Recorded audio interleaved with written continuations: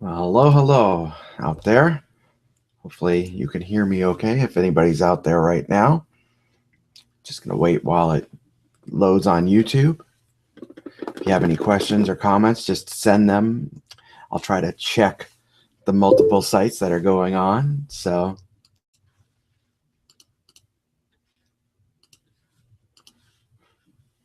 And I wanted to welcome everybody to this. So hopefully you can see me online as well. Hello. I'm going to close YouTube at this moment so we don't have any feedback, but I'll check it in a little bit. So hope you can actually hear me. This is my first time doing this sort of chat online, so I wanted to welcome anybody who is viewing online to the shop. Normally I don't work on Mondays, but I thought I'd give this a try to see what happens out online. So we're going to just open up the comments, the questions here, just so I can see. I'm going to enable that in just 1 second. So if you give me 1 minute while I still continue to configure this, and the first time we get it up and running. You can also send a direct message to me if I don't get them online. You can send a direct message to me via email, always at info@AustinCustomBrass, and I'll get back to you if for some reason I don't see the questions. So here we go. Let's see if we can start up the questions a little bit more. So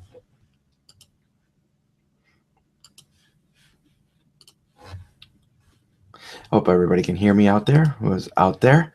Thanks again for coming and visiting. You can also send me an email if for some reason I'm looking at the comments section here and I'm not seeing the questions and answers section come up on the Googles. Just send me an email. I'll have my emails up, info@AustinCustomBrass, and I'll be able to answer them. We do actually have a few questions already from people that have wanted to talk about the trumpet.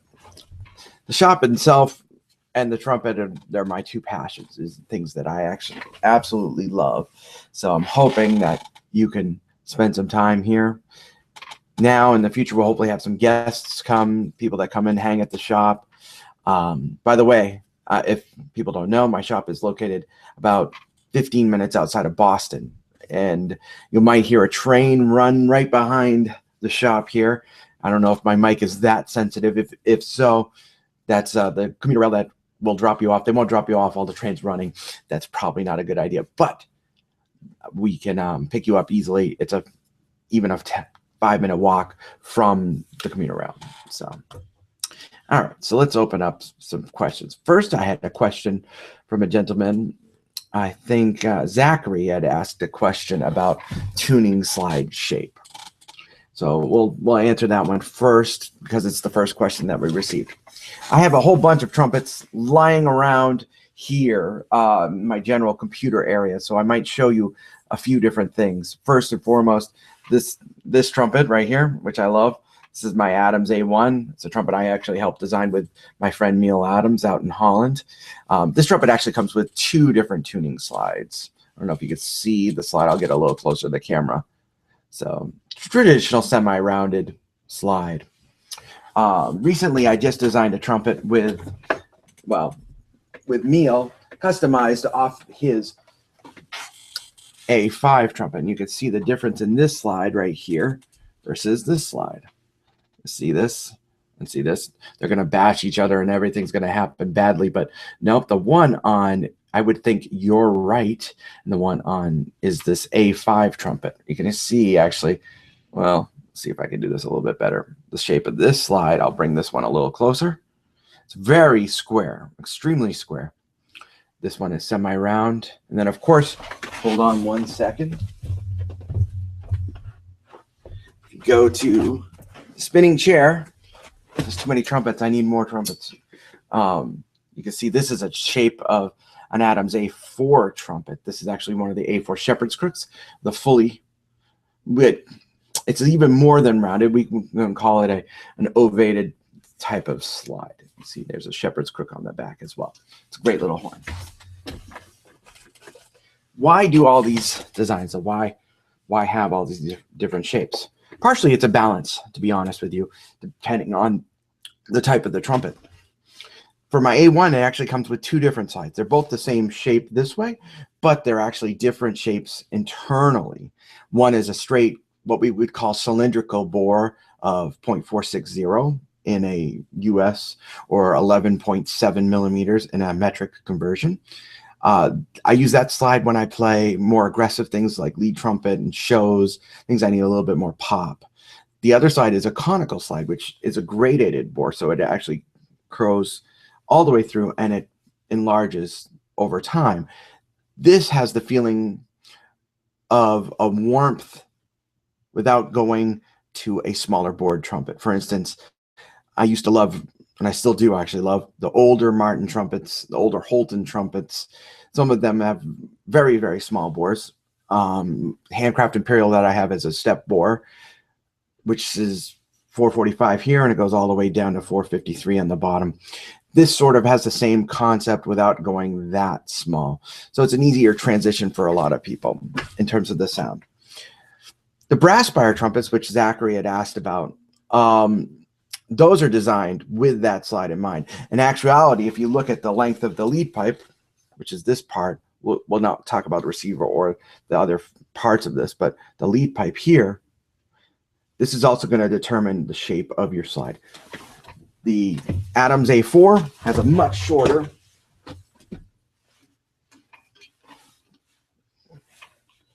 difference between here and here. I know this is probably not the best way of showing things like this, but it's something that you can actually clearly see. The length of the lead pipe is shorter, so this allows this slide to happen. In general, it's a little bit smoother. It's a little bit more fluid. It works well with the larger bore and the larger bell size. The A5 trumpet I showed earlier had a very square slide.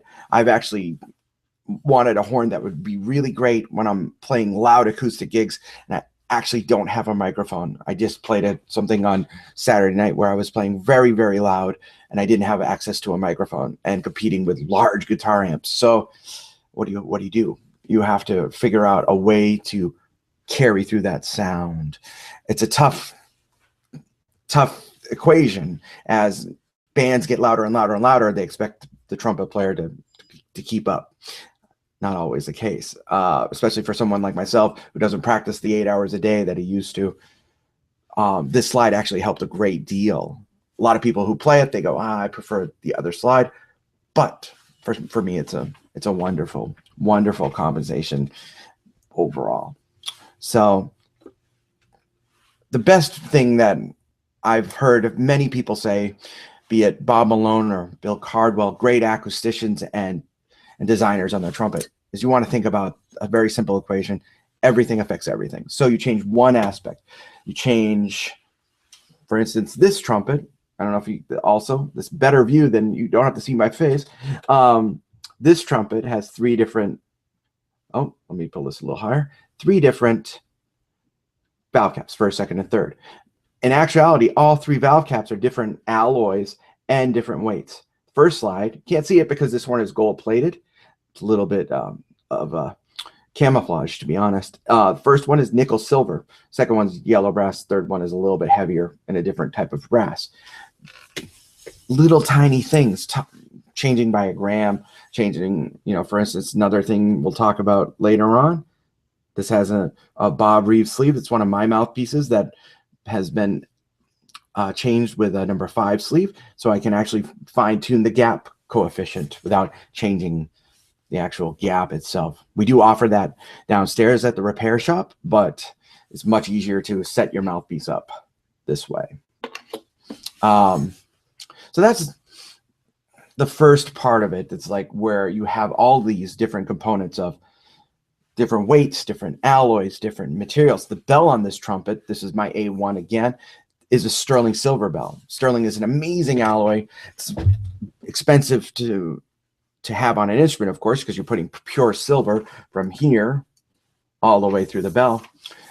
King used to do it in the 20s and 30s. A lot of companies do offer it, but it's expensive. Bach came out in the 90s. I don't know if you remember the great clip of Charlie Davis, and I think it's Charlie Davis and Larry Hall and all those guys playing Sterling Shuffle. It was an awesome little sampler CD that they put out in the mid 90s when they came out with the Sterling option. Adams offers 4 different bell alloys you can choose from: yellow brass, gold brass, red brass, and sterling silver. Each one has acoustical properties depending on what the client wants. And when you're going for a custom instrument, of course, you should be able to dial it in and choose what you like. I want this, and I want this, and I want this, and I want the triple C, and I want, you know, gigs forever. I don't think that button is installed on this trumpet. I'm trying to find it, but we'll get there. So we can go through those in another future discussion about different bell sizes. For instance, this is probably going to be very hard to see. This A1, which I'm pointing directly at you scarily. That's even better when it's in front of me. The bell diameter from here to here is 5 inches. Compare that with this bell diameter, which is, this is really hard to tell then, but maybe, actually you can tell. The A1, this trumpet right here, scary, shaky trumpet, is 5 inches. This one is actually a little bit over 4.5. Then we get a big difference by, where'd he go? 4.5 here versus 5.5, and you can definitely see the difference there. I'm actually scarily peering through this. The A4 trumpet has a very large 5.5-inch bell flare. So I think I'm just going to talk like this the rest of the day, and people won't be scared about seeing me. Just kidding. Going further down the road, so the bell size correlates to the spread and maybe the direction of your trumpet sound. Another reason the A5 was a trumpet that I really desperately needed, again, for these loud acoustic gigs, is it really focuses my energy and I don't have to work nearly as hard. So that was a long answer about a tuning slide shape, but I kind of wanted to touch base about that. I had a question on YouTube. Let me see if I can find that actual question on YouTube. Give me 1 second and I'll pull it up. So again, seems like the chat part on the Google Hangouts is not working as ideally as I would like. I'm not seeing any of the comments that people are putting down. So you can even instantly email me at info@AustinCustomBrass, or you can actually put a note on the YouTube. Let's see how this works. It might do some sort of crazy lag on the YouTube link. So let's just see what we can do here. Okay, great. So Danny writes on YouTube, what advice do you have for piccolo trumpet playing, and what kind of mouthpieces? Also, what do you suggest for range and endurance? The age-old question, range and endurance. I'll tell you one thing. When I was in 8th grade, my parents shipped me off to the Maine jazz camp, maybe to get rid of me because I was an obnoxious kid. I'm still very obnoxious.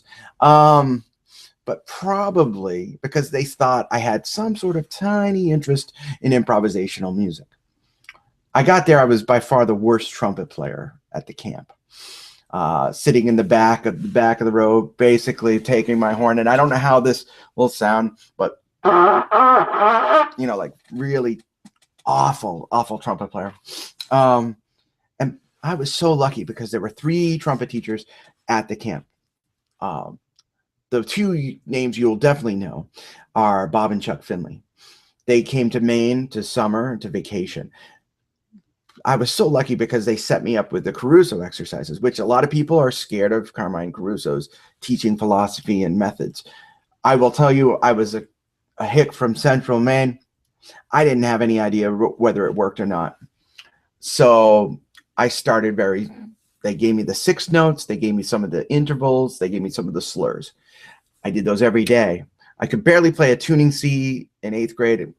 By the time that summer, the next year rolled around, I was playing lead in one of the bands and playing double high C's. And I remember Chuck, and just the way Chuck can do it, he goes, what on earth happened? And I said, I don't know, I practiced. So obviously, I hate to say it, but the use it or lose it mentality with range and endurance is very much applicable.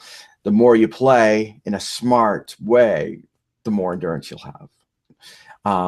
Piccolo trumpet, something that we're actually kind of low right now at the shop. Just sold an Adams, just sold a couple, I think it's still a couple Stombies and other things. Recently, a Schilke. We sell the Carroll brass piccolos, which are great. Brass spire picks are sold out as well. I have back here a scary little rotary valve piccolo trumpet. It's actually not a Scherzer. My Scherzer's at home. I should have brought it for the session, but I didn't. This is a Chinese copy of the Scherzer that we've kind of tweaked and modified. So grabbing a mouthpiece, this is a TA2, which is about a Mount Vernon 3C in diameter. Grab the piccolo.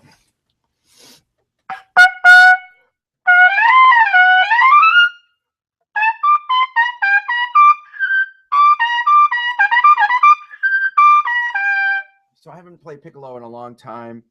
One of the things that, and this is a $400 piccolo trumpet. The first thing I do with piccolo trumpet is not pick up the Brandenburg and play it. Definitely not right now with my shop chops. One of the things that I really enjoy about the piccolo is the nature with the air. If you try to use the same amount of air that you use on a traditional trumpet, it's going to fight back at you. You want to almost think about it as having conversational air. So in other words, it won't work. But if you just take the normal air,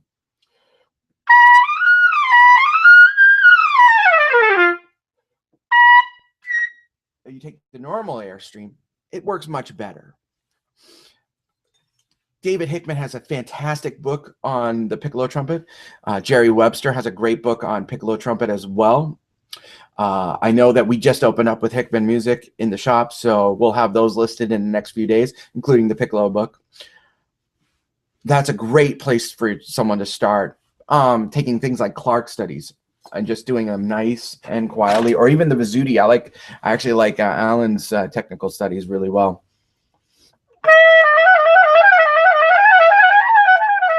Or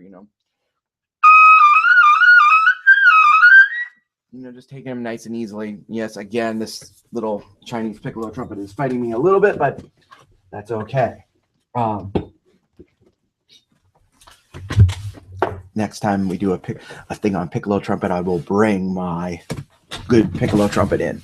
Sorry about the scary camera angles. So, mouthpieces. Piccolo trumpet's a little bit more subjective to mouthpiece choice. In that case, I was using a mouthpiece that's slightly smaller than what I play normally. I play today. The hard thing about making mouthpieces is that every day it's like, oh, it's 3 p.m. Okay, it's I think I'll take one of these, and I'll take one of these, and I'll take maybe one of these, and one of these, and before you know it, you have hundreds of mouthpieces in your case, and of course, none of them work. I don't know why that's the case, but that's true, very much so. Most people, when they start on piccolo, they play a very small mouthpiece, like a 7P or 7E. I know that was the go-to for me when I was in college. In fact, I think my college professor, when I grabbed my first piccolo trumpet, he gave me a 10.5 CW, which was like nothing. It's very important to have a mouthpiece that will allow you to feel like you're blowing smoothly into the piccolo trumpet and not having it fight you. It's not this, because honestly, I'll put in a mouthpiece, and this is going to be hard to see, but I'll show you the mouthpiece that I played here. Let's see just how we can go. Well, actually, you can see a little bit. Look inside the cup and be scared. This is the TA2, which I was playing earlier on the piccolo trumpet. I'm going to show you another mouthpiece right here. I think you can see the difference. Look how ginormous that cup is. And yes, that's a technical term, ginormous. Well, you say, well, that won't work on the piccolo trumpet. We'll see. Now it's a little flat. You have to change your pitch.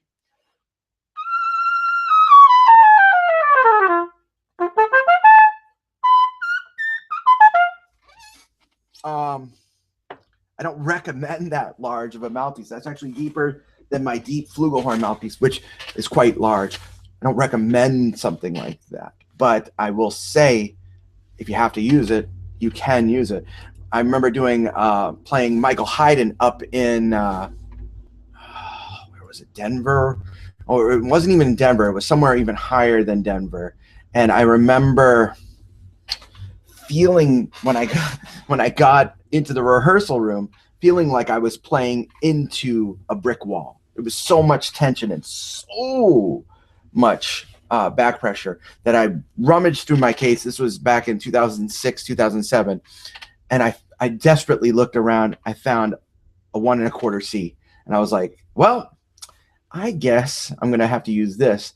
And Michael Hayden has some of them. We call them in the geeky world, like we're doing right now, money notes. It goes up to a double high C on an A piccolo trumpet. It was the only way I could play it. Otherwise, I was playing like this. I remember another festival at Crested Butte where I had to play a lot of lead trumpet. I was playing in a brass ensemble where I was playing mostly flugelhorn, fourth trumpet on all of the large ensemble things, and all the jazz and lead stuff. And I remember that first rehearsal, I was scared. I was very petrified. So it's about finding that right choice. It's yet another long-winded answer about mouthpiece choice. But things that I look for: ease of articulation. How well does it feel in terms of the resistance factor into the trumpet? Piccolo trumpet is like playing lead trumpet. A lot of people who grab a lead trumpet mouthpiece, they're going to think instantly, okay, well, I've got this really small mouthpiece now, and I'm going to be able to play triple high C because, I bought it. And yes, that's how I would love everybody to think, but it's a tool. You have to understand that you have to practice on that tool, or else it becomes quite challenging to play. So finding one that articulates well, one that gives you the sound choice that you want. I love the rotary valve piccolo trumpet because it has a smoothness that the piston valve doesn't have. I love the fact of that, but the intonation suffers and other aspects. You can't really play in the back of an orchestra as well on a rotary valve piccolo trumpet. I don't have to do that anymore. The only things that I ever play on piccolo trumpet these days, other than me improvising, is the occasional Brandenburg. So I can pick up the Scherzer and it works quite well for me. So that's the long-winded question answered, hopefully, a little bit on that. Of course, you can back to this. You could always email me anytime, info@AustinCustomBrass, with the questions that I forget to do, and we can set them up for another chat session in the future. Rick writes, what influence does the type of metal used for the lead pipe have on the overall sound produced by the horn? It's an awesome question. In fact, it's one thing when I went out to work with Neil on the A1 trumpet, it was something that we did a lot of experimenting on. One of the horns I used to love to play back before I played in Adams was Selmer K Modified, and the Selmer K Modified has a different material lead pipe, sterling silver lead pipe. And the thing about the 24B, it was like, it's great because, one, sterling is a lot more resistance towards corrosion. A lot of trumpet manufacturers use yellow brass lead pipes. You can put a gold brass lead pipe and get a little bit more durability, but I felt we tried gold brass, and the gold brass really deadened the sound. It changed the overall sound spectrum from being more brilliant to a much smaller section. So it wasn't as advantageous to have that. The sterling was too brittle. It was funny because now I have a sterling bell on my horn, and I think, Rick, you have one as well.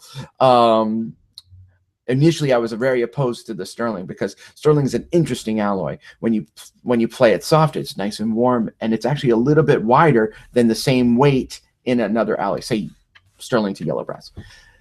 You get louder and louder, and the sound just expands and gets dramatically different. So it's one of these things that I had to experiment with, and fortunately, Adams, we were very quick to do a lot of experimentation with.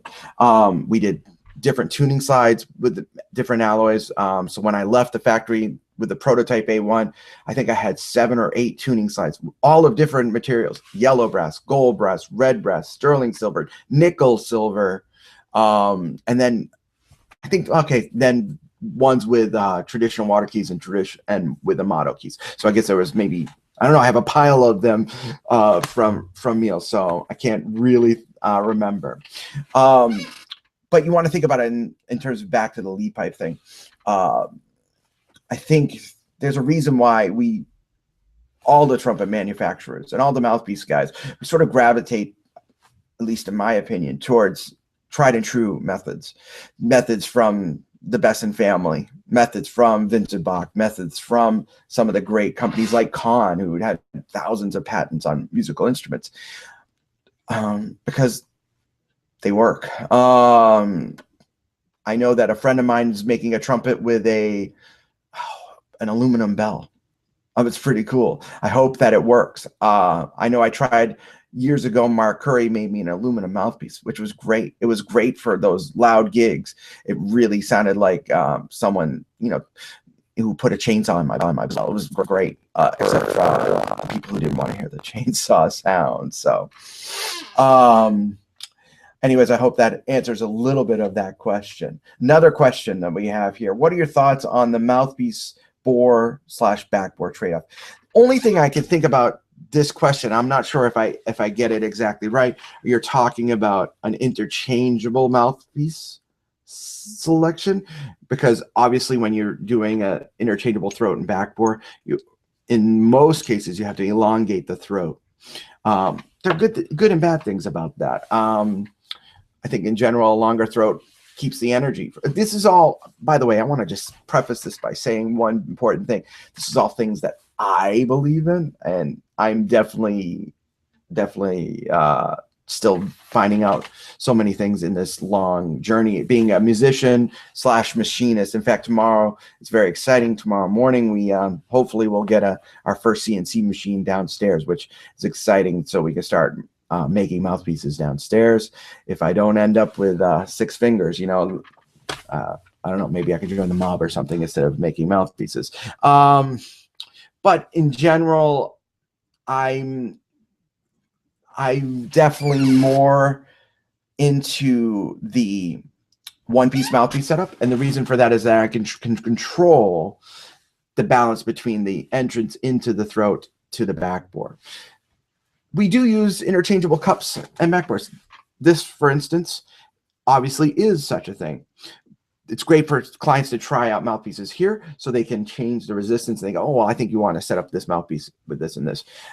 My general feeling is that once we figure out, oh, well, this is a 127 top and this is an MT backboard, we start making it that way, the one piece plays better. For top, though, Duracell, it lasts forever. Well, not really. It took forever to find a source to actually properly finish this top, and we'll have more copper tops available soon. We actually don't plate them. It's actually a coating that you put on, a zirconium coating. I don't know how many other manufacturers do this, but you can't really plate copper. You send it to Anderson Plating, which is our plating supplier, and they say, we're not going to do it. Corrupts the tanks. So we tried at plating in here. It didn't work. We tried a couple other plating companies. No dice. Anyways, back to the backbore. If you find, though, a lot of people buy my tops or buy my backbores, and they use them with their other manufacturers. We use, thank you, Terry, my friend Terry Warburton, who's resting up. We use the Warburton threading system. Thank you very much for that invention, and the checks in mail just don't cash it. Actually, Terry's a dear friend, and I hope he's healing quickly, because he had a little thing with his finger, but I think he was playing too many triple C's. Don't recommend that, by the way. The good thing is when you have a throat and backbore combination, you can use other manufacturers. I know just off the top of my head, some of the manufacturers that use this type of threading. Obviously, Warburton, Canstell, Greg Black, Peter Pickett, Mark Curry, forgetting lots of Dennis Najum makes mouthpieces, so on and so forth. It's a very common system. So you can switch, say, oh, I want this backbore from this manufacturer, but I want this top from this. So that's a good thing. And honestly, they're a little bit cheaper. So you don't have to spend as much to tweak out your mouthpiece. Say you have one top that you really love, but you need a little bit more resistance when you're playing in your salsa band, or you need a little less resistance when you're playing in the orchestra to get a little bit wider sound. That's a great option. So more questions. Hold on one second. So I think, oh, that's just a clarification of that. So Let me check my emails for a second and see if there are more. So Roger, hey Roger. Yes, so here we have a great question. Compare the 470 A4 and the 468 A9. Well, let's not think about bore, but honestly, it's an experimentation that I've tried. We changed the bore size by 1/1000th of an inch out in Holland. And to be honest with you, it does affect it, no doubt, but it's not as much as you would think. We tend to overanalyze bore size, and that's one basic thing that as someone who makes trumpets and mouthpieces, I think we overthink that process because it's a number that we can all sort of gravitate towards. What's the bore? What's the bore? What's the bore? What's the bore? You know, like those sort of things. What bell size? What thickness? What all this stuff. You know, what we want to think about the bore size is it allows an overall spectrum of sound. In general, a larger bore will allow you to control that spectrum and allow you to have a little bit more on both extremes. The A4 and the A9 trumpets are radically different trumpets, though. The A4 trumpet is, for me, it's an incredible soloistic horn. The A9 is also more a soloistic horn. Maybe it's actually a little bit more specific. I don't know if you would be an orchestral player and play an A9 trumpet.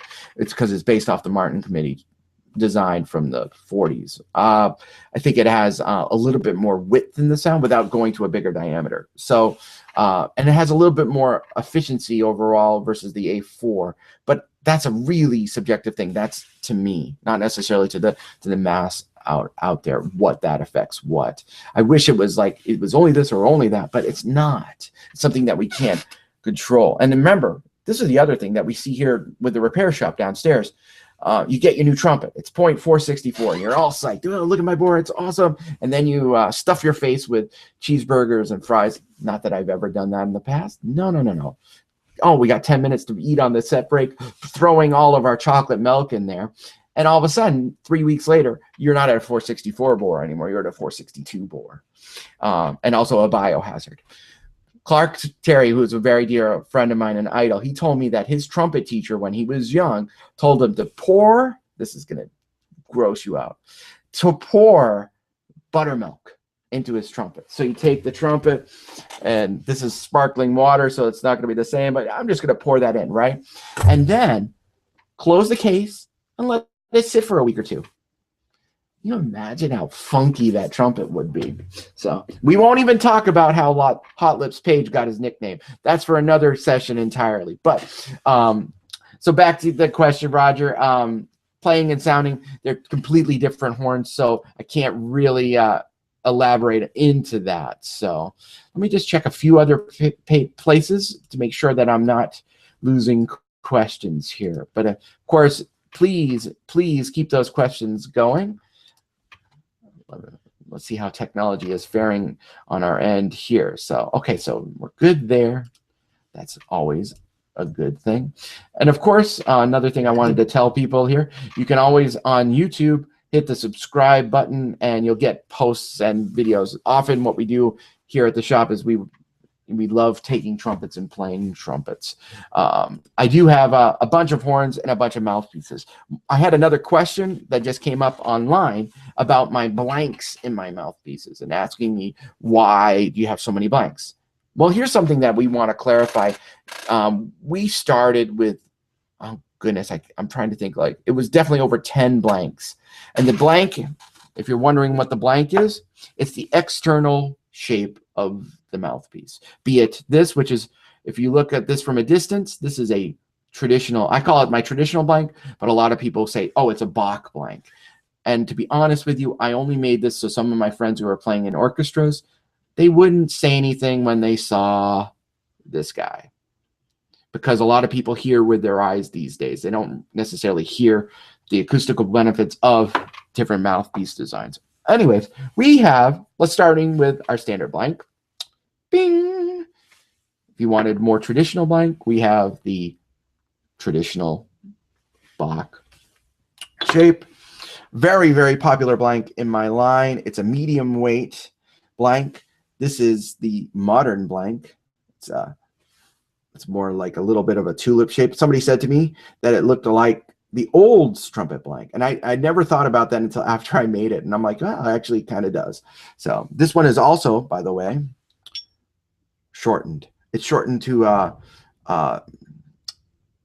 replicate a little bit more efficiency and to counteract the balance of that. We used to have a slug blank, which I called it a slug blank because it looked like a shotgun shell for my days in Maine. This is the slug star blank. We discontinued the slug blank, and we'll actually get it off our web store in a little bit, just because it wasn't as popular. Then, oh, I have to go get it. Pardon me. Don't go anywhere. Just saw it. It's a mouthpiece I just made for a client that I have to send out for gold plating. But this is the Super Slug. The Super Slug. It's my heaviest blank. You can see it just in comparison. I think in general, this is just a general characteristic. Why so many blanks? Because we can dial in not only the sound of the mouthpiece for the client, but we can also dial in the resistance and centering. In general, this mouthpiece right here, it will give you more of a fundamental, but it will take away some of the higher harmonics, some of the overtones. A lighter blank tends to be a little bit more lively, a little bit more energized in general from behind the horn, and then maybe not have as much centering. This is very subjective because we make different blanks for different mouthpieces. Almost all of our large orchestral sized mouthpieces only come in this blank. Almost, I would say some of the smaller things, like this is my TAZ. I don't think I've ever made a TAZ in the traditional blank, and I definitely have not made a TAZ in this blank. Doesn't mean that would be the case, but it's just a general tendency. Some of the other, this is a cool design. This was a copy of, so it's like a shark coming up. Okay, sorry. Too much geeking out with this camera. Sorry. This is our H3S, which was a mouthpiece that was from for one of my clients who wanted a Heim feel, but with a modern technology. This is also, by the way, shortened, and the throat is very large in this. Another great thing that I do with the blanks, to be honest, is sort of compensating for some of our different alloys. I had another email question a couple days ago for this chat about how many different alloys do you use? And it's not necessarily how many different alloys, but why we use the different alloys. First and foremost, we make brass. We use a certain type of brass, and it's silver-plated, gold-plated, to your liking. We can also do the zirconium finishing that's coming more steadily in about a month. We've had a little bit of a learning curve with that because not many people use it in the business. Then we do things like you can have a silver-plated mouthpiece with a lifesaver on the top. It doesn't taste that good, unfortunately. That's the next thing I need to do, is make a scratch and sniff trumpet mouthpiece. That sounds like a good idea. So a little bit of an extra charge on that. But this is a screw room with acrylic. We do Delrin. Delrin's really nice, and it's very mild and mellow. It takes away, since it's a synthetic, it's not a metal, it will take away the higher overtones. So it does have a tendency to not have nearly as much projection out in the hall, but it's a lot of jazz soloists prefer it because it's actually a warmer sounding mouthpiece. You can get away with a little bit smaller cup by using that. We've moved away from Delrin, even though it's so easy to cut on the lathe, to acrylic. It has better acoustical properties and a little bit more projection out in the hall. With acrylic, I think you have to pair it with a little bit heavier backbore here, just to get the actual weight sort of coefficient up, or else it feels very strange on the embouchure. So let's see how many more questions we have. So, and if you hear some feedback, I apologize. That's the only way. Ben, how you doing, Ben? Thanks for chiming in. So the Wayne Bergeron's trumpet, and I love Wayne. It's an amazing trumpet. Yamaha makes wonderfully good instruments. It's funny, I showed Wayne the prototype at ITG of the A1 trumpet. I showed him the prototype of the A1, I think 3 years ago. Grabbed him, and we were just, of course, we're all trumpet geeks in this world. Grabbed him and said, "Hey, what do you think about this? What do you think about that?" I gave him my A1 prototype to play, and he goes, "Huh, this is a really nice horn. It plays like a larger version of my, or no, sorry, whoop. It plays like a smaller version of my horn." And I was like, exactly, because I felt like I played an LA trumpet for a few years. It was a great trumpet. It could do so many things really, really, really well. I just personally felt it was too much horn for me. Maybe the opening of let me grab my trumpet.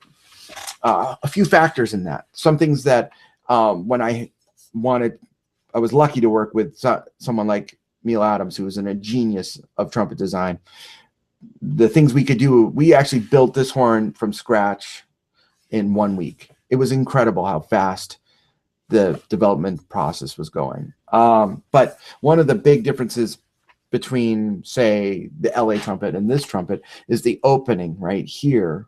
This trumpet has a much smaller opening. You can call it what you want, but in the biz, we call it the venturi, the lead pipe. The actual opening, this is all after the gap, is the very opening part of your lead pipe when you solder the receiver on and things like that.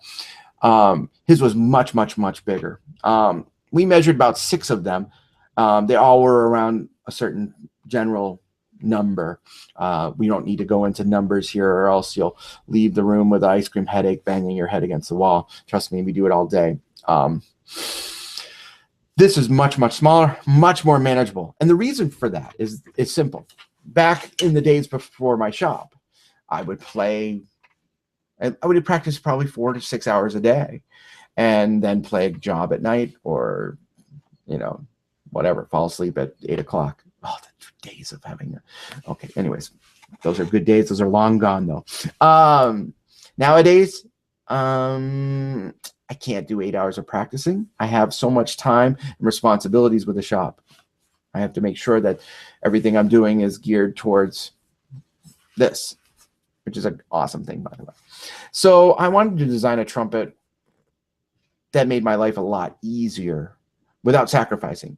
I play the shoe trumpet. In fact, I still have a 8310Z that I've converted with a screw bell. A friend of mine actually did the conversion for me years ago, and then I bought it off him. It's my James Bond trumpet. It actually folds flat in a briefcase. It's pretty great when you have to travel on small commuter jets, and I actually still use that horn. But the bore size is, because that's a step bore, 445, and then eventually it goes all the way to 468. And in fact, in the back bell choke, it's a little different, but we won't go there. It was great. It's great, but it was just a little too resistant. I had to dial out the mouthpiece to get it to be exactly right. This horn, I could pretty much play any size mouthpiece that I make. Another thing we do in the shop, I do in the shop, I play test all the mouthpieces.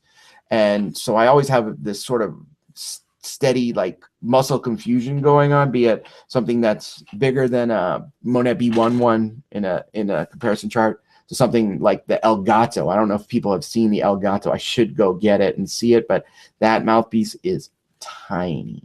So, but not as small as the mouthpiece that Terry made for me. He made for a client that was like a 0.400 diameter. It was amazing. So anyways, they're both very similar in terms of their sound shape, but they do different things. I think as a commercial lead trumpet, the LA is a really great option. I think in the Adams line, they're more, the A5 is probably a better option than the A1 trumpet, even though a lot of people use the A1 trumpet as a lead / commercial trumpet.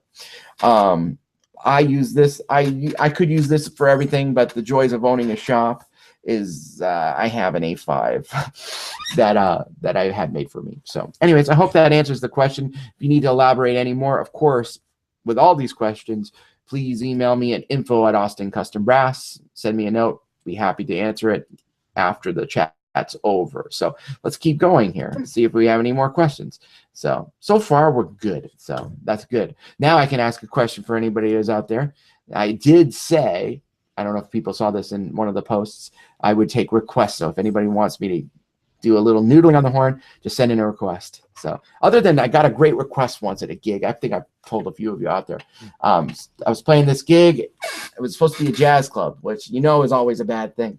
But this guy came up to me and goes, "Hey," I was playing with a quartet. "Do you guys take requests?" And I said, "Sure." He goes, "Would you stop?" Okay, never mind. So That's the only request that I won't take today, unless you send $100 via PayPal, which I'll gladly take. So, anyways, moving along, I had another question about the finishes of trumpets on email. I had 3 or 4 questions that just came in through my work email. So let me see if I can pull those up just really quickly, but I just saw that one. What the effect of a finish does on a trumpet? Well, you have to think about it as being a surface. And raw brass is the most natural surface when people design and build trumpets, because we're using brass. In general, lacquer deadens the tone. It doesn't always mean that the case. You look at the studies that Schilke did on this, and they're a little bit skewed only because the modern technologies of lacquering have changed dramatically, even in 15, 20 years. So what we could do lacquering is a lot different than what they did in Schilke's time. Some manufacturers still use an older tradition of that spray epoxy lacquering, which is fine. And so on those brands of instruments, they will have a more pronounced effect. Silver plate, it energizes the sound, only because you're adding a more brilliant material. And you're only using microns. You're not, coating it with 6 ounces of gold. In fact, this is a gold-plated trumpet. I had this trumpet for over a year. This is the A1 trumpet again. And I had it in brushed silver. And it was kind of a silly reason why I had it gold-plated. One, I've always wanted a gold-plated trumpet from Adams, but it's very expensive because gold, obviously, in the past few years has skyrocketed. It's come down a little bit, so we waited until the price came down a little bit to make it less painful. But I didn't like the look of the brushed silver. It got dirty and it tarnished really quickly. So when I had the opportunity to change out the bell to a sterling silver bell, I said, hey, let's gold plate it too. And so they did it. And gold plate is I think gold plate is very similar to the sound shape of raw brass. Now, this is my opinion. There are studies that I've read, acoustical studies, that disprove what I just said. So this is a player's perspective of this. It's not necessarily, scientifically based from empirical evidence. So that's in general the answer to that question. I don't know if that helped or not, but I hope it did. So let's go down to the next question. Let's see, I have to dig through the emails here. Sorry about that. Sorry, I just got a little bit of feedback there. Sorry. Okay, so Zach has a follow-up question here. Can you talk about your ACB mouthpieces? Curious about what is unique about them. And I love that question, because I think if you go through some of the different manufacturers these days, there's a lot of sales pitches. And to be honest, I mean, yes, I love selling my mouthpieces, and I think they were brought down from the heavens and struck by lightning. And no, I'm just kidding. My dog told me about how to design a mouth. No, that's a different story too. Sammy the dog, in fact. Anyways, when I started this journey, I was playing wedge mouthpieces, and Dr. Dave is a great friend and makes awesome stuff.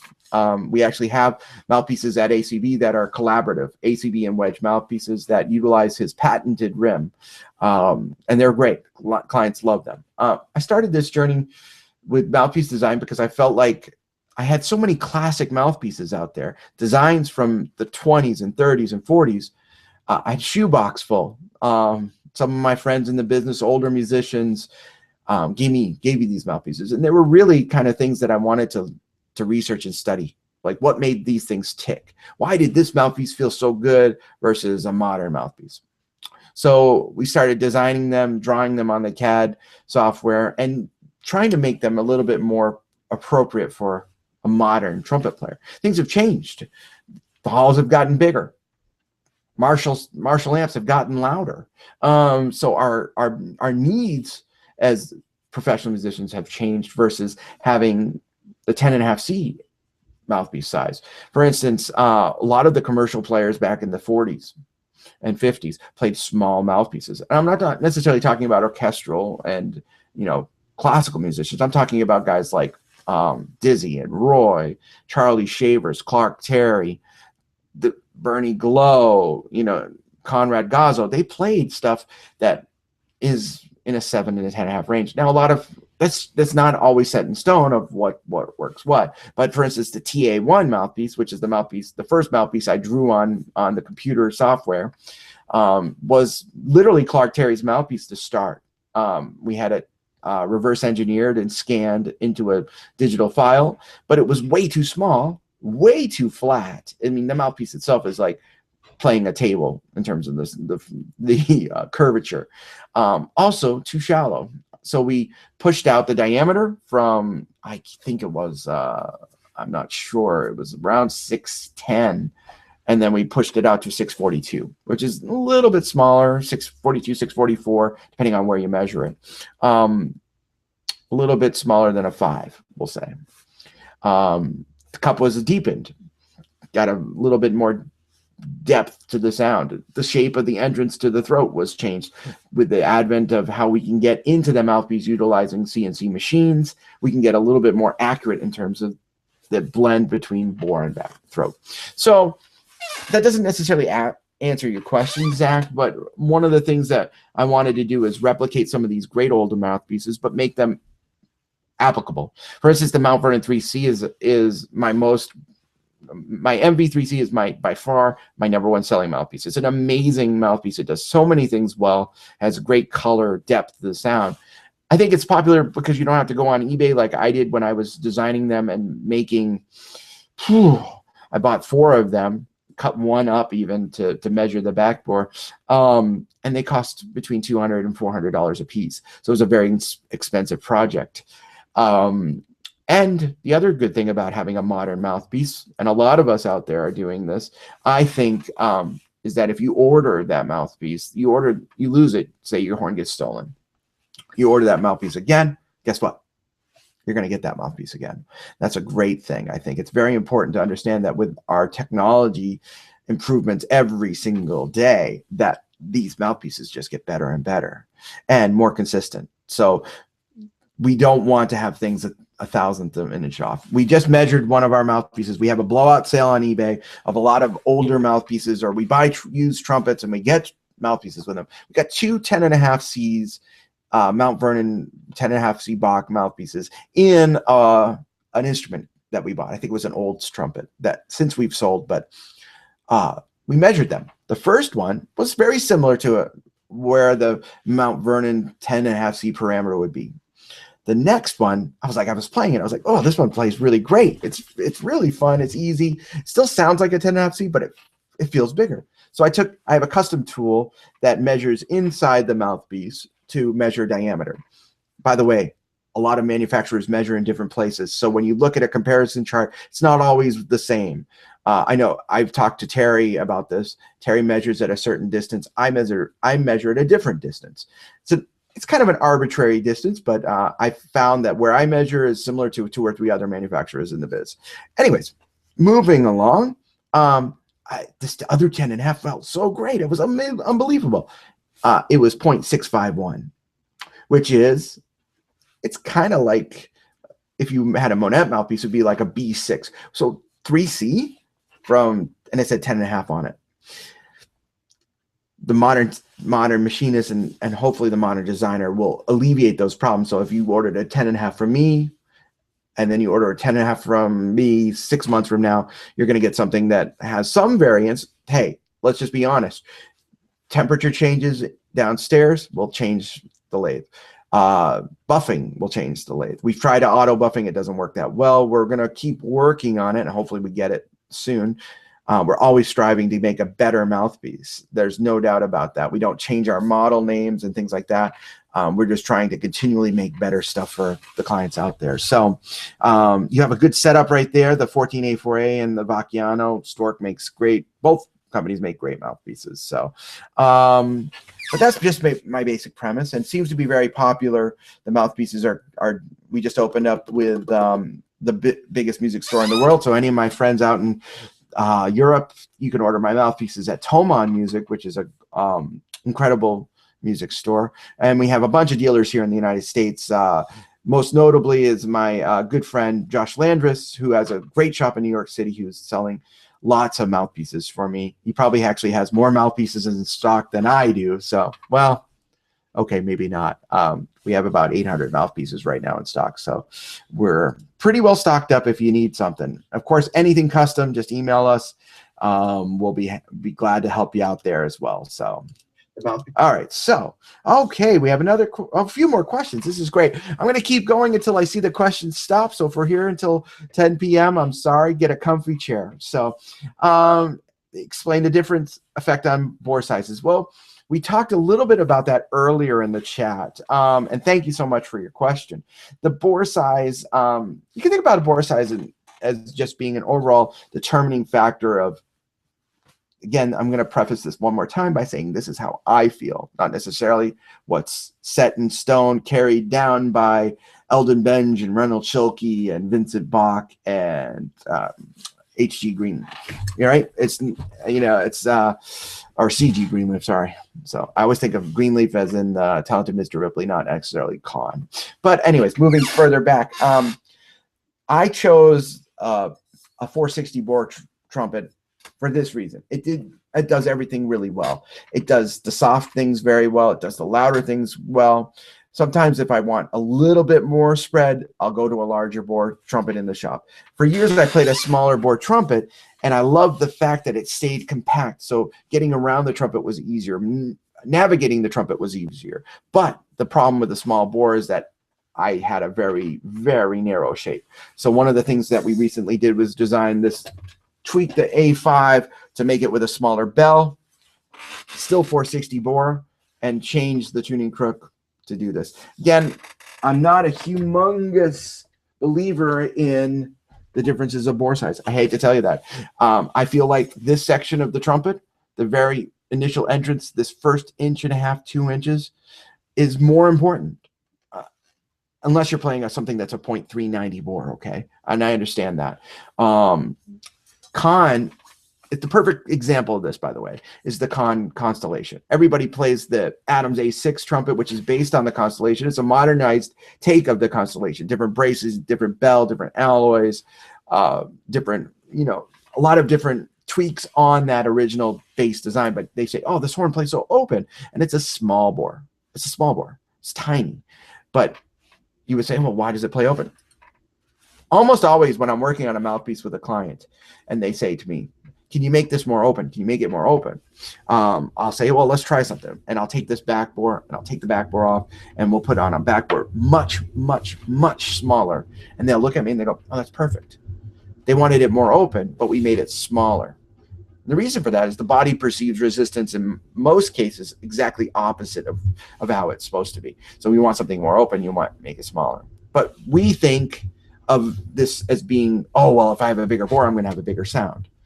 Roy Eldridge is like the most magnificent example of that. Here's someone who was 5'4", playing ginormous double high Cs on a 445 bore trumpet and overpowering the band. There's a great clip of Maynard playing the Bill Russo Symphony with the New York Philharmonic, and it's like one of my favorite examples of this. He's burying the orchestra, like just completely burying the orchestra. He's playing a small mouthpiece, and he's playing a Constellation trumpet. There you go. So now that wasn't the 38B, but it was a different take on that. It was actually the medium large version, but still it was like, you didn't need a large bore. Back prior to 1928, all trumpets were smaller bored. Maybe because the nature of the trumpet still hadn't really been, set in stone. The trumpets were used as being much more direct, much more militaristic. I think this has since changed, obviously. Kahn came out with the 2B, I think right around 1926, 27. That was the first American, we'll say, 459 bore trumpet, and that changed a great amount of things. So I don't know if that answers the question, but I could talk about years and years on this. So, okay, so I'm looking for a C trumpet. My professor plays and recommends a Bach 239 with a 25S lead pipe. Great combination. I know that very few people use them now, but after playing some other Bachs, I like the 25S as well. Do you see many of those? Well, yeah, absolutely. The S pipe for Charlie Schluter here in Boston is a B flat pipe. And so you have a very short amount of tuning. So if you're used to playing a lot of B flat, it makes the most sense. I think there are other ways you can do it. The Malone hidden reverse pipe does a lot of this, sort of making the instrument more open and a little less finicky on the intonation. For C trumpet, big things that we see here in the shop when we're dealing with clients setting up C trumpets is intonation. It's like this thing about having to play all your C's 2 and 3 and all your E's 1 and 2. Hey, you watch clips of Bud in the 50s, guess what? He's playing them all that way. It seemed to work well with him. But if we can get a horn that plays more in tune, they got to be more in tune. I don't think there is such thing as a perfectly in tune C trumpet. I haven't seen it. I would like to see it. I would love that. And I would also love a trumpet that made me sound just like Phil Smith, but I haven't found that one either. I think there might be an upcharge if I do find that. The biggest thing, whenever you're picking a trumpet, other than, we do a lot of sending trumpets all through the world. So a lot of clients rely on me and my assistants here. All my assistants, by the way, play the trumpet as well, and very, so a lot of them still play professionally. So it's one of those things that we have to set up clients from afar. So they say, hey, set me up with this trumpet and tell me if it plays open. I want something that plays. So I might grab a mouthpiece that's very close to what they play and play it. It's not always going to be the easiest thing. It's a very challenging thing to send a horn 1,000 miles and hope that the client likes it. We do have a pretty good return policy in that case if someone had to return it. And we understand it's like, these are our babies, so we want to make sure we live with our babies as much as possible. But I say if you love that setup, then go for it, or order it from someone. We actually make lead pipes now. It's one of the new developments in our shop is we are designing a whole bunch of lead pipes. In fact, the first C trumpet we worked on, someone came in last week and traded their box C trumpet for it. It's actually a brass spire C trumpet with our lead pipe. The guy played it while I was cleaning his horn, and he goes, "Oh my gosh, this is so great. Can I trade you my Bach?" And we were like, "Really?" And he's like, "Yeah." And I'm like, "Cool, let's do it." So boom, we did it. So we'll have those lead pipes. We'll have probably within a month, once we get the CNC up and operational, so we can make a few more, custom tweaks on them, a little bit easier than what we're doing right now. We'll have the lead pipes available in a month on the web store. So you want to check those out because you can always change out a stock trumpet with an aftermarket lead pipe. That's been done for 40 or 50 years.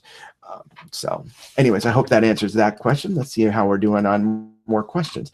No requests. That's good because my chops feel very, very tired. So that's good. So all right, let's see. We're doing pretty well. There. So excellent. So I'll give it a few more seconds. This is as they would say at 1:30 in the morning in certain places. It's your last call. Last call for either tune requests or questions. So I'll give it a few minutes, and then we'll oops, I just had another beep. So there we go. I'll read that one in just a second. Again, I want to thank you all for coming and stopping in. If you have ideas on how you'd like these to go in the future, let me know. Please, please, please let me know. You can always email us again at info@AustinCustomBrass. You can reach us 24/7, 360 because it's one of those things that we love reading your comments and we want to be there for you. So please, I'm reviewing these questions, making sure I got all of them. I think we're good so far. Please keep those comments coming, and we really, really appreciate you guys and gals out there. Without you guys, the shop would be non-existent. It's one of these dreams that I've always had. I'm surrounded by awesome horns and mouthpieces all day. It's kind of like I'm a kid in a candy store, but we need to find these trumpets homes, and we really thank you, all the great clients that I've had over the years, and as we continue to grow, really, really appreciate all of the support that you guys give us. Now that we have more employees, it's really important that you guys do that. So, and you're welcome. I just got a reply to that question. So, last thing that I'll sort of briefly address is why does Adams, and this is something that one of my clients asked me a couple days ago in the shop, that I said, oh, this is going to be a perfect question to talk about online. Someone said, why does Adams make so many trumpets? Adams has 9 custom trumpet models and 1 what we call production model. The production model is actually going to be a collaborative effort that we tweaked the Prologue trumpet while I was out there a few weeks ago, and we will be having in the shop a different take on the ACB Adams Prologue trumpet series, something we I wanted to work on with them. But that's just one option. In fact, there's 2 options now. You can get it in silver or you can get it in gold lacquer. Trumpets like the A1, if you go to our web store, you can actually find the drop-down menus very effectively. So you can put this and this and this and this and this. So I want a 55 thickness sterling silver bell in antique finish, which is a acid treated, really cool, funky looking trumpet. It makes it look like it was in a fire. Nobody will ever steal it if they see it, because they'll be like, who would want that cheap thing? The great thing about Adams is they have so much versatility. So one of the most important things I'll stress is that you want to get together with someone. Maybe if there's another Adams dealer in the area, get together with them and talk this, or by all means call us, email us, because I have a lot of experience with these trumpets, not only as a player having them all in my shop, but I've also worked a little bit on the tweaking and improvement on 5 or 6 different models now, including, I can't wait until they come into the States. They're being shipped this week, the all new C trumpets, which are astonishing. They're really fantastic. It's something that we've been working on a long time, and we can't wait to have you see them. They'll be first available at the 2014 Midwest show in Chicago in December. If you need more information on that, email us at the shop. But the A1 trumpet, which is the trumpet that I play, is a great all-around trumpet. A2, A3, similar, a little bit broader and wider sound shape. A4 is a very unique and very much a soloistic horn. Soloist, be it in a jazz or a classical setting, because we sold many of these to guys who play in bands. It's not one thing that you say, oh, well, it's only a jazz horn. No. We don't believe in jazz trumpets or classical trumpets or orchestral trumpets, because if you gave Arturo Sandoval any one of these trumpets, guess what? He'll sound unbelievable on all of them, because he's Arturo Sandoval. But it might sound better or more where he's going for. So we try to find the best match. If you're a lead trumpet player, I say, you probably don't want an integrated A8 trumpet. It just makes sense. You might want to try something like the A5, the A1, or now the A4 lightweight is a really great option as well. If you're a classical soloist, the A7 makes a lot of sense. The A1 works very well. The A2 works really well. Your jazz soloist, A1, A4, A6, A9, A5, Jenga. No, there's a lot of choices, but feel free to email us and we can guide you through this process. The ordering time is not huge. Other manufacturers, I know they take upwards of 2 and 3 years before you get your instrument. We're much, much quicker than that. So, and very fairly priced. A custom trumpet can start around $2,800, which is, in my opinion, for a handmade instrument, and all the Adams trumpets are, with the exception of the Prologue, which is a little bit more of a mainstream produced horn because you're not changing the options. That one starts about $1,500–1,600. So with that being said, you can get an amazing trumpet for a fairly small rate. So email us anytime about that. So that was the answer to that question about the client recently. So here we go. We have a couple more questions that have come in. Any chance to catch you in Europe soon? Got to visit our huge store in Berlin. Well, you know what? Unfortunately, I was just in Europe. I was at the Adams factory working on the C trumpets 2 weeks ago.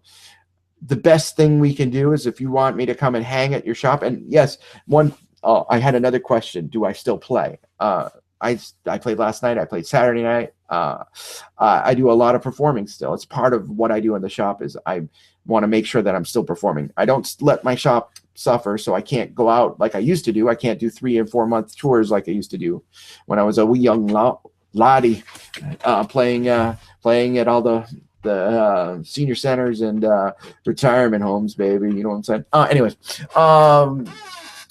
I don't go out as much as I'd like, but I'm very selective on when I go out. I still do workshops and master classes all through the world. A lot of now tie in with the shop, tie in with the design aspects of the trumpet. I guess we could have gotten more elaborated in all that, but you know what? I think you would have fallen asleep as much as I would have fallen asleep if I started talking about the variable backbore length and gap components. Happy to discuss them on a private thing, but this is going to be more of just a hangout and maybe show you some new stuff that's happening in the shop. Like hopefully next chat, I'll show you all about the CNC machine and we'll have fun that way. But I'll know for sure that I'll be at the Frankfurt Messe. So if there's an opportunity to tie along with that, if I know it's not necessarily close, but it's a lot closer than Boston to your shop, I'd be happy to come and hang and do a masterclass or even do a concert.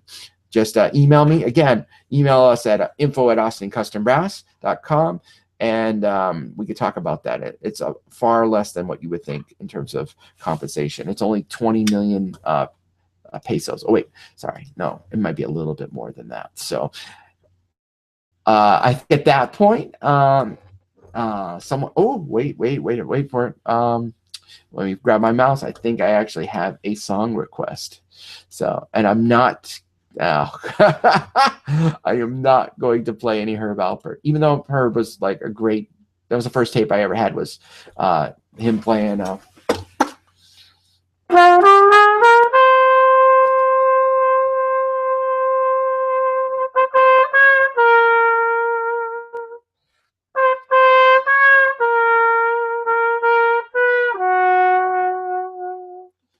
him playing Rise, and I was like, oh man, this is the best, because it's like trumpet when you're a kid and impressionable. I love Herb. But we actually had two requests. The first one, I will ignore the Herb Alpert request this time, but I had someone ask me to play Autumn Leaves, which is cool. So I'm gonna bid you adieu. Thanks again to everybody who's come and jumped in and jumped out. I'm gonna bid you adieu, but play a little bit of Autumn Leaves for you. So in case you're wondering, this is the geeky part of the conversation. I'm playing the A1 Sterling Silver Trumpet with, this is my ACB, I have to look actually, that's not necessarily a bad thing, 1.25 CS mouthpiece with a 5 sleeve. So thanks again, we hope to see you soon, and a little traveling music for you all. So.